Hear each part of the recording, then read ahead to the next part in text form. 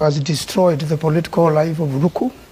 Ruku was a creation of Muturi, and he was actually sponsored by his party.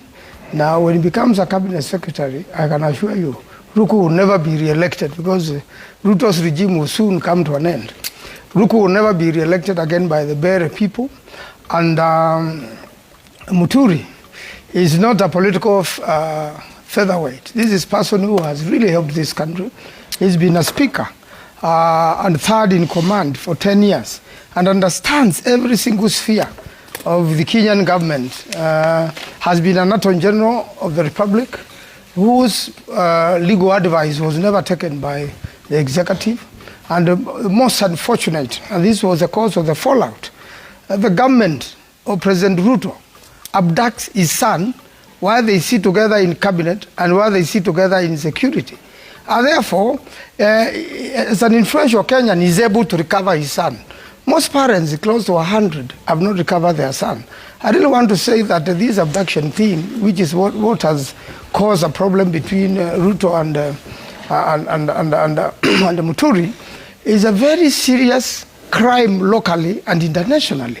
And you can see that, like the abducted Wanjia MCA took away 8 months. And I was lucky to represent some of the abductees, you know, like Bob Jaggi, who will tell you the story and who tells you even met these other people who were abducted. So why will you abduct Muturi's son? If he has committed any crime, take him to court and jail him. And he will have an opportunity. The prosecution will have an opportunity to say what crime he committed, and he will defend himself.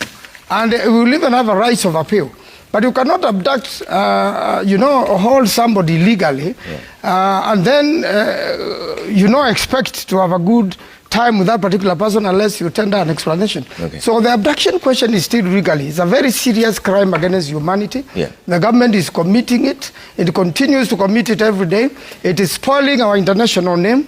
And therefore, Muturi comes out as a proud man who has stood first of all, for the right of his own child, and for the rights of other people's children, for rights of Kenyans. On this particular one, the government of William Ruto is very wrong. It has broken the law, it has broken the constitution, and in fact, I doubt.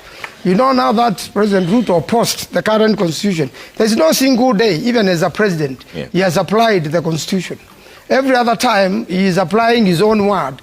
And not the constitution at all. Okay. And therefore, he has made a very serious blunder. In fact, these tours to the regions are a waste of time, waste of money. They need to develop the regions, not to tour them. Okay. Now he's going to force himself into central Kenya.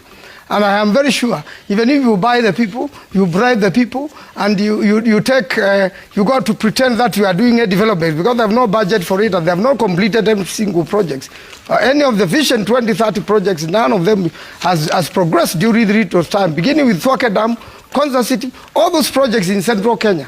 Even the roads, nothing. It's just going to be on the rooftops, it's just campaigning. For 20, all that Ruto wants is to be re-elected, but not develop the country. There's no single development record. So if it's true, even if you bring in Ruku, he has no people on ground, he has no voters on ground. Keep him there at the national level for the next 2 years, and you have destroyed his life permanently. Okay. Charles, was this a reshuffle a miscalculation or a wise move? Thank you. First of all, I start with Bere North.